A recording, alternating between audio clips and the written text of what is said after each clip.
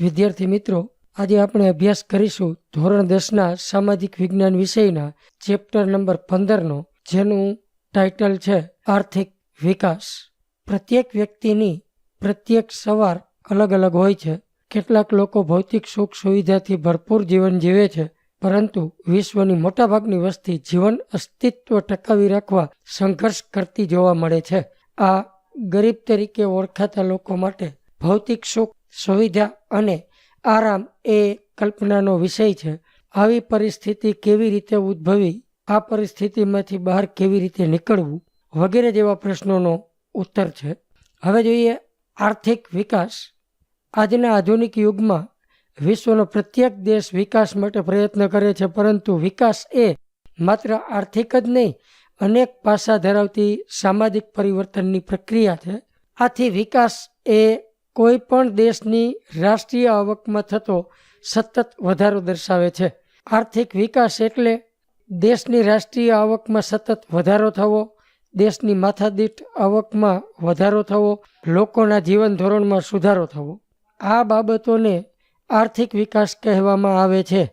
દેશની કુલ આવકને રાષ્ટ્રીય આવક કહેવામાં આવે છે. દેશની કુલ રાષ્ટ્રીય આવકને દેશની કુલ વસ્તી વડે ભાગવાથી માથાદીઠ આવક પ્રાપ્ત થાય છે. જ્યારે જીવન ધોરણમાં લોકોને પ્રાપ્ત થતી સગવડો જેવી કે અનાજ, કપડાં, શિક્ષણ, આરોગ્ય, વાહન વ્યવહારની સુવિધા અને રહેઠાણની સુવિધાનો સમાવેશ થાય છે. ભારતમાં આઝાદી પછી રાષ્ટ્રીય આવક અને માથાદીઠ આવકમાં વધારો થવાથી અનાજ, કપડાં, વીજળી, શિક્ષણ, આરોગ્ય, રહેઠાણ વગેરે સેવાઓના વપરાશ અને સુવિધાઓમાં વધારો થયો છે. અગાઉની સરખામણીમાં ઉપરોક્ત જરૂરિયાતો વધુ સારી રીતે સંતોષાય છે. આથી કહી શકાય કે ભારતમાં આર્થિક વિકાસ થઈ રહ્યો છે. તો આપણે તેમાં ભારતની રાષ્ટ્રીય આવક જાણી લઈએ. ભારતની રાષ્ટ્રીય આવક એટલે કે જીડીપી 2011થી 2012માં 2015થી 2016ના ભાવોએ 87,36,039 કરોડ રૂપિયા હતી, જે વધીને 2015-2016માં 1,35,67,192 કરોડ રૂપિયા થઈ હતી. હવે જોઈએ આર્થિક વૃદ્ધિ અને આર્થિક વિકાસ વચ્ચેનો તફાવત. સામાન્ય રીતે આર્થિક વૃદ્ધિ અને આર્થિક વિકાસ બંને શબ્દો વધારો દર્શાવે છે, પરંતુ બંને વચ્ચે કેટલોક તફાવત જોવા મળે છે, જે નીચે મુજબ છે. તેમાં પહેલું, વિકાસની પ્રક્રિયાના આધારે આર્થિક વિકાસ એ ગુણાત્મક અને આર્થિક વૃદ્ધિ એ પરિમાણાત્મક છે. આર્થિક વિકાસ એ પ્રથમ અવસ્થા છે, જ્યારે આર્થિક વૃદ્ધિ એ આર્થિક વિકાસ પછીની અવસ્થા છે.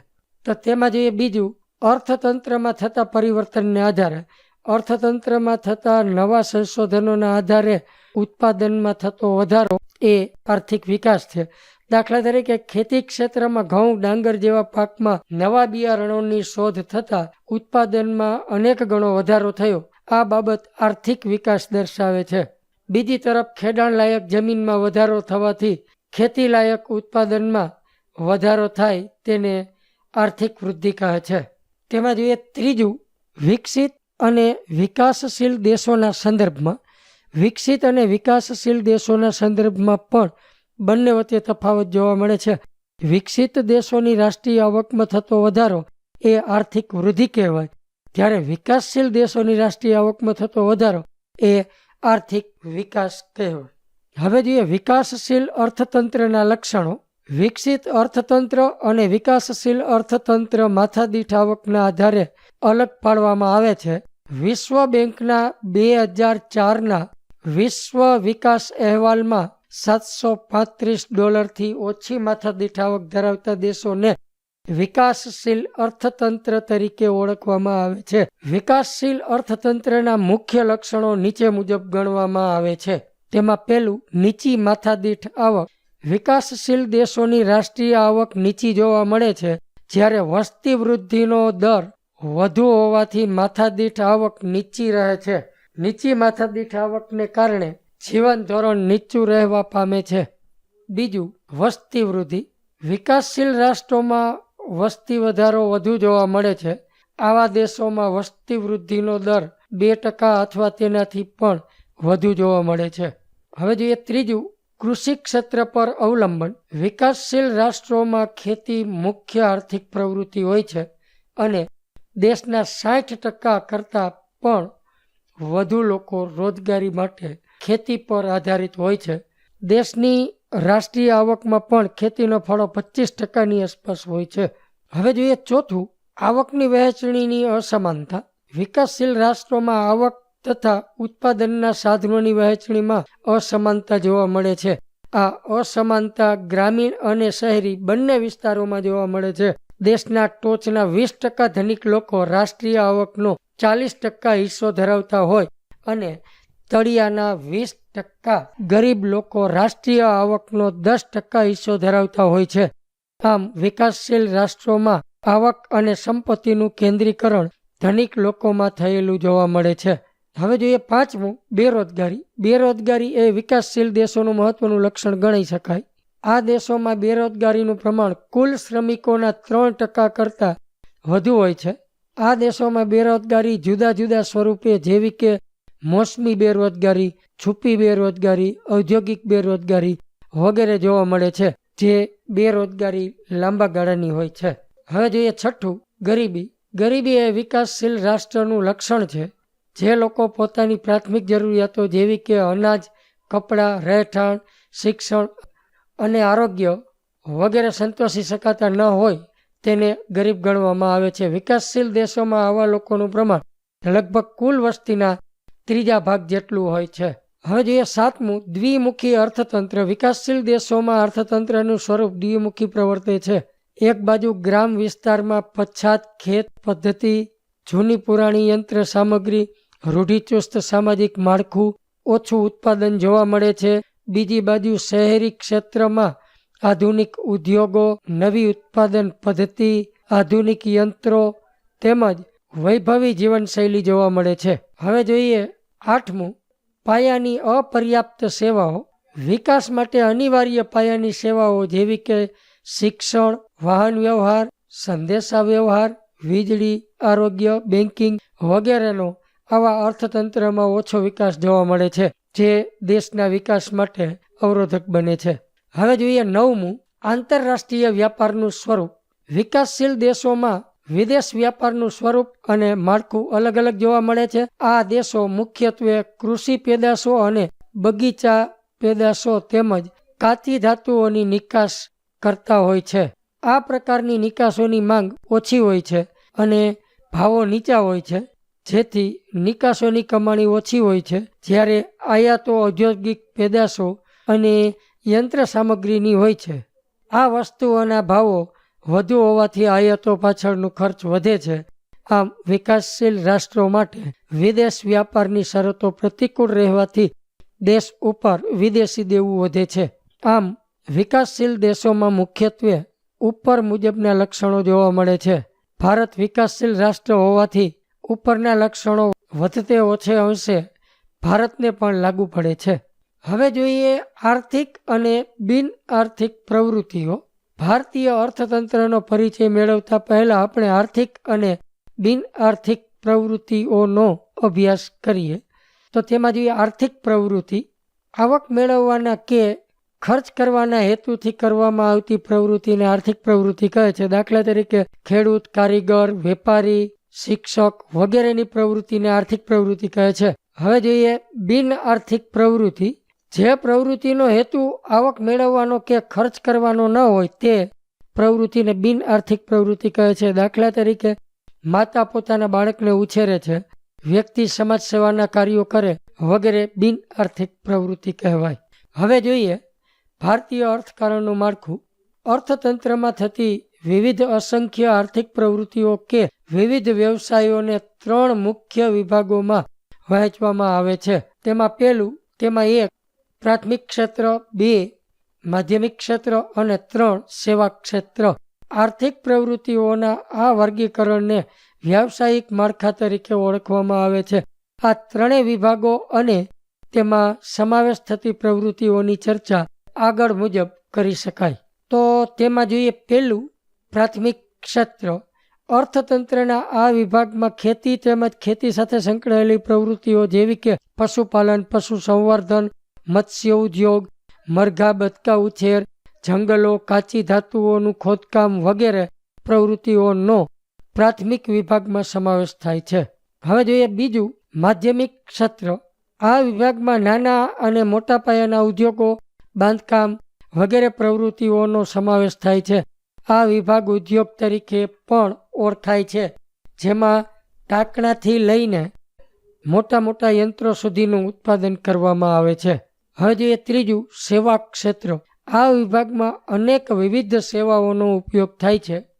રોજગારી તેમજ રાષ્ટ્રીય આવકમાં પ્રાથમિક ક્ષેત્રોનો હિસ્સો સૌથી વધારે હોય છે, પરંતુ જેમ જેમ આર્થિક વિકાસ થતો જાય છે તેમ તેમ પ્રાથમિક ક્ષેત્રનું મહત્વ માધ્યમિક અને સેવા ક્ષેત્રની સંક્ષેપ્તતામાં ઘટતું જાય છે અને ઉદ્યોગ ક્ષેત્રે તથા સેવા ક્ષેત્રનો વ્યાપ વધતો જાય છે. હવે જોઈએ ઉત્પાદનના સાધનો. કુદરતી સંપત્તિ અને શ્રમની મદદથી ચીજ વસ્તુઓ અને સેવાનું ઉત્પાદન કરવામાં આવે છે. આ ઉત્પાદન કરવા માટે અનેકવિધ સાધનોનો ઉપયોગ થાય છે. આવા સાધનોને 4 ભાગમાં વહેંચવામાં આવ્યા છે. 1 જમીન, 2 મૂડી, 3 શ્રમ અને 4 નિયોજન. આ તમામ સાધનોનો પરિચય આગળ મુજબ છે. તેમાં પહેલું, જમીન. સામાન્ય અર્થમાં જમીનને આપણે પૃથ્વીની સપાટીના ઉપલા પડ તરીકે ઓળખીએ છીએ, પરંતુ અર્થશાસ્ત્રની પરિભાષામાં જમીન એટલે તમામ પ્રકારની કુદરતી સંપત્તિ કે જેમાં પૃથ્વીની સપાટી પર આવેલા જંગલો, નદીઓ, પર્વતો, પૃથ્વીના પેટાળમાં આવેલા ખનિજો, ધાતુઓ વગેરેનો સમાવેશ જમીનમાં થાય છે. આમ જમીન એ ઉત્પાદનનું કુદરતી સાધન છે. તેમાં જોઈએ બીજું, મૂડી. ઉત્પાદનની પ્રક્રિયામાં ઉપયોગમાં લેવામાં આવતા માનવસર્જિત સાધનો જેવા કે યંત્રો, ઓજારો, મકાનો વગેરેનો સમાવેશ મૂડીમાં થાય છે. તેમાં જોઈએ ત્રીજું, શ્રમ. ભૌતિક વળતરની અપેક્ષાએ કરવામાં આવતા કોઈ પણ શારીરિક કે માનસિક કાર્યને શ્રમ કહે છે. શ્રમ એ ઉત્પાદનનું સજીવ સાધન છે. ખેત મજૂરો, કામદારો, શિક્ષકો, ડોક્ટરો, કારીગરો વગેરેના કાર્યને શ્રમ કહે છે. હવે જોઈએ ચોથું, નિયોજન એટલે કે નિયોજક. ઉત્પાદનની પ્રક્રિયામાં જમીન, મૂડી અને શ્રમ જેવા ત્રણેય સાધનોનું નફાના હેતુથી કુશળતાપૂર્વક સંયોજન કરનાર વ્યક્તિને નિયોજક કહે છે. આ ત્રણેય સાધનોને યોજનાપૂર્વક ઉત્પાદનમાં જોડવાની કામગીરીને નિયોજન કહેવાય. હવે જોઈએ ઉત્પાદનના સાધનોની ફાળવણી. માનવીની જરૂરિયાતો અમર્યાદિત છે અને આ જરૂરિયાતો પૂરી કરવાના સાધનો મર્યાદિત છે. વિશ્વના કોઈ પણ દેશ પાસે અમર્યાદિત પ્રમાણમાં સાધનો ઉપલબ્ધ હોતા નથી. ઉત્પાદનના સાધનોની હંમેશા અછત જ રહેવાની પરિણામ સ્વરૂપે દરેક દેશ પોતાની પાસે જે મર્યાદિત સાધનો છે તેનો ઉપયોગ કેમ, ક્યાં અને કેટલા પ્રમાણમાં કરવો વગેરે પ્રશ્નો સાધનની ફાળવણીમાં ઉદ્ભવે છે, જેની ચર્ચા આગળ મુજબ કરી શકાય. તેમાં જોઈએ પહેલું, અમર્યાદિત જરૂરિયાતો. માનવીની જરૂરિયાતો અસંખ્ય અને અમર્યાદિત છે. વળી એક જરૂરિયાતમાંથી બીજી અનેક જરૂરિયાતો ઉદ્ભવે છે.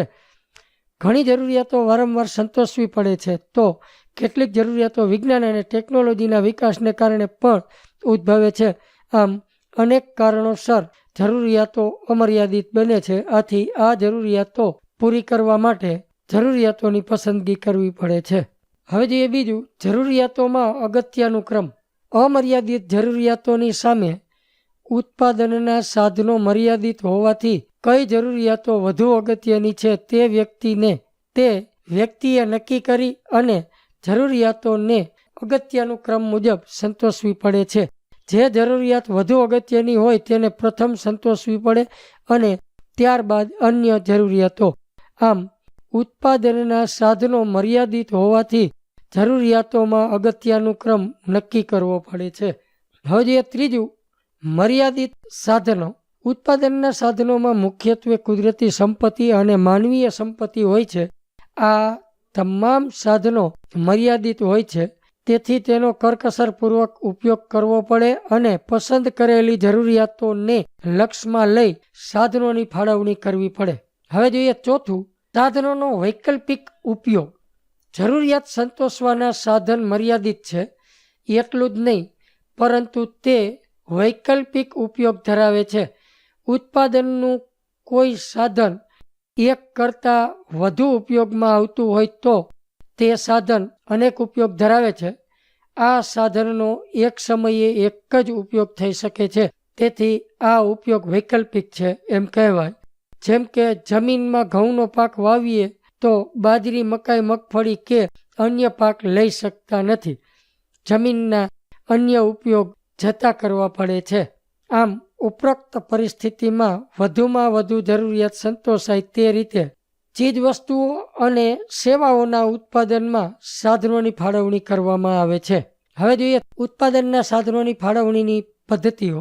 ઉત્પાદનના સાધનોની શ્રેષ્ઠ ફાળવણી કરી અને વધુમાં વધુ ઝડપથી આર્થિક વિકાસ પ્રાપ્ત કરવાનો જે દેશ પ્રયાસ કરતો હોય છે, ઉત્પાદનના સાધનોની ફાળવણીની મુખ્ય બે પદ્ધતિઓ છે: અ.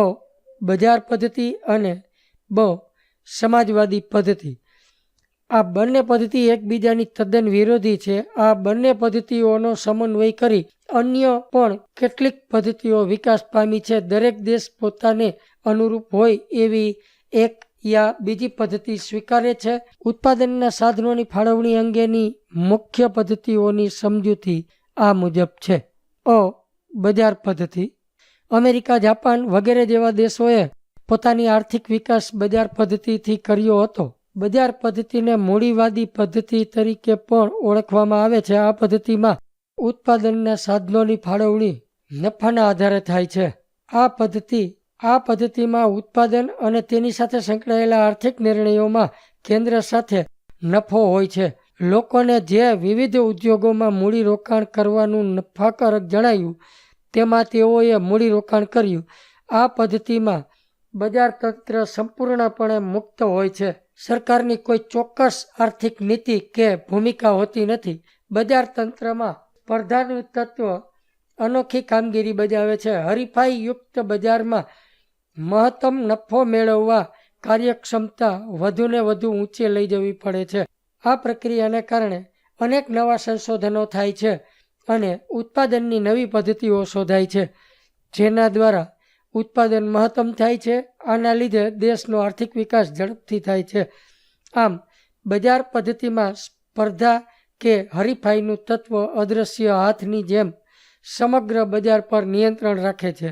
આ પદ્ધતિમાં રાજ્યનો હસ્તક્ષેપ ન હોવાથી આ પદ્ધતિને મુક્ત અર્થતંત્ર તરીકે પણ ઓળખવામાં આવે છે. હવે જોઈએ બજાર પદ્ધતિના લક્ષણો.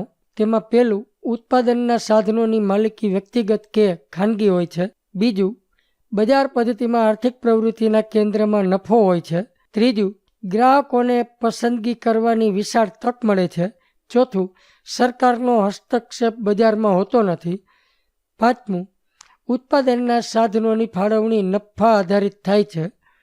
છઠ્ઠું, આર્થિક નિર્ણયો ભાવતંત્રને આધારે લેવાય છે. હવે જે બજાર પદ્ધતિના લાભો.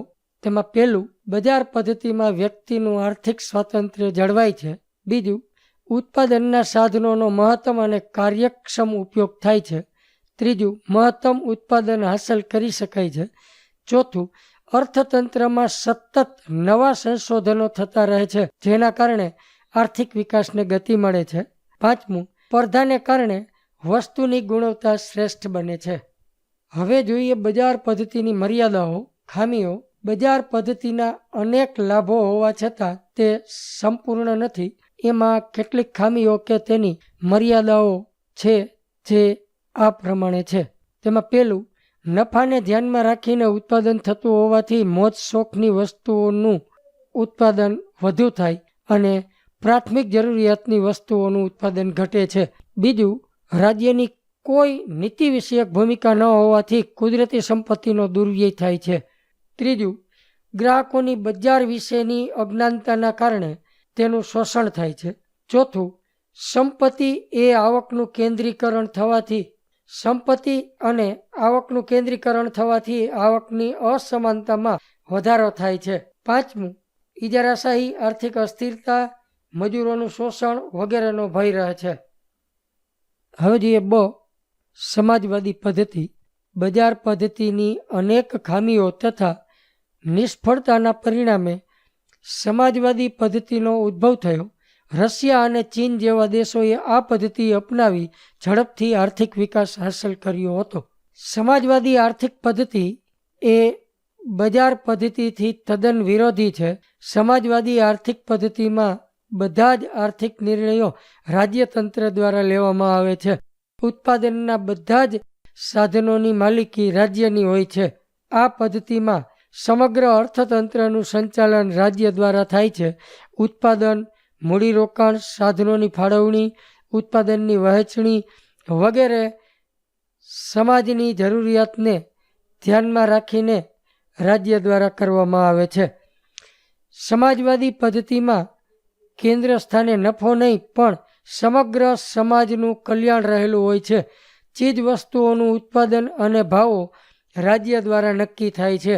રાજ્યોએ નક્કી કરેલા ઉત્પાદનના લક્ષ્યાંકોને સિદ્ધ કરવાની જવાબદારી રાજ્ય સંચાલિત કારખાનાઓની હોય છે. ખેતી પણ રાજ્યની માલિકીની હોય છે. શ્રમિકોને તેમની ક્ષમતા મુજબ વેતન આપવામાં આવે છે અને તે મુજબ કામ લેવામાં આવે છે. હવે સમાજવાદી પદ્ધતિના લક્ષણો. તેમાં પહેલું, ઉત્પાદનના સાધનોની માલિકી રાજ્યની હોય છે. બીજું, અર્થતંત્રમાં બધા જ આર્થિક નિર્ણયો રાજ્ય દ્વારા લેવામાં આવે છે.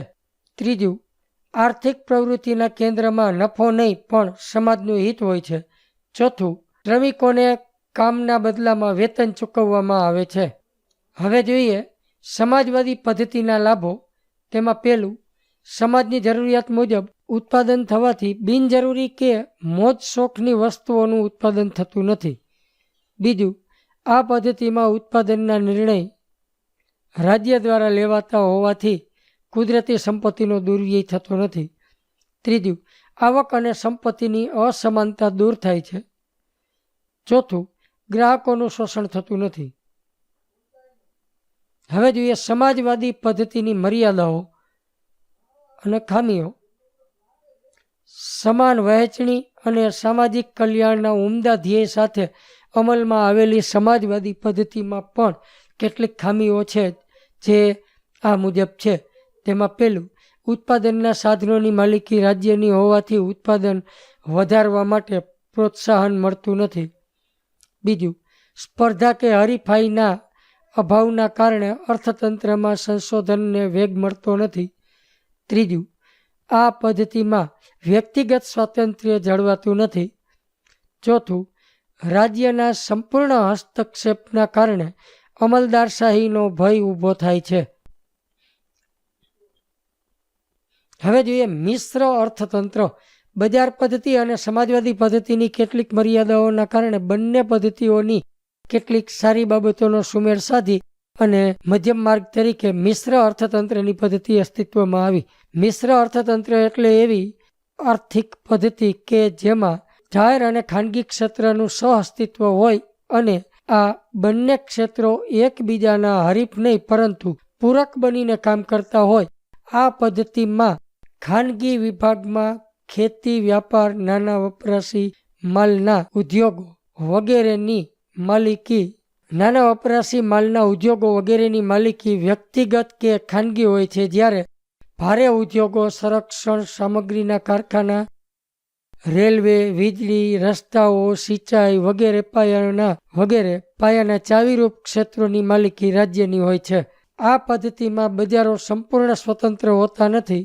સરકાર દ્વારા જુદી જુદી રીતે અંકુશો મુકાતા હોય છે. જેમ કે સમાજમાં અનિચ્છનીય વસ્તુઓનું ઉત્પાદન થતું અટકાવવા તેના પર રાજ્ય દ્વારા ઊંચા કરવેરા નાખવામાં આવે તો એવી જ રીતે પછાત વિસ્તારોમાં ઉદ્યોગો સ્થાપવા માટે રાજ્ય દ્વારા સબસિડી, કરવેરામાં રાહત વગેરે જેવા પ્રોત્સાહનો આપવામાં આવે છે. આમ મિશ્ર અર્થતંત્ર એ એવી આર્થિક પદ્ધતિ છે કે જેમાં આર્થિક નિર્ણયોની પ્રક્રિયામાં આર્થિક આયોજનને મુખ્ય સ્થાન આપવામાં આવે છે. તે માટે ખાનગી અને જાહેર સાહસોનું સહઅસ્તિત્વ સ્વીકારવામાં આવે છે. આ પદ્ધતિમાં અંકુશો કે નિયંત્રણો હોવાથી નિયંત્રિત આર્થિક પદ્ધતિ તરીકે પણ ઓળખવામાં આવે છે. ભારત, ફ્રાન્સ વગેરે દેશોમાં મિશ્ર અર્થતંત્ર જોવા મળે છે. આર્થિક નિર્ણયો અને ઉત્પાદનના સાધનોની ફાળવણી માટે બજાર પદ્ધતિ, સમાજવાદી પદ્ધતિ અને મિશ્ર અર્થતંત્રનો અભ્યાસ આપણે કર્યો. પરંતુ આજે વિશ્વના કોઈ પણ દેશોમાં સંપૂર્ણપણે બજાર પદ્ધતિ કે 100% સમાજવાદી પદ્ધતિ અમલમાં નથી. બંને પદ્ધતિઓ પોતાનું વિશિષ્ટ સ્વરૂપ ગુમાવી મિશ્ર અર્થતંત્રમાં ભળી ગઈ છે.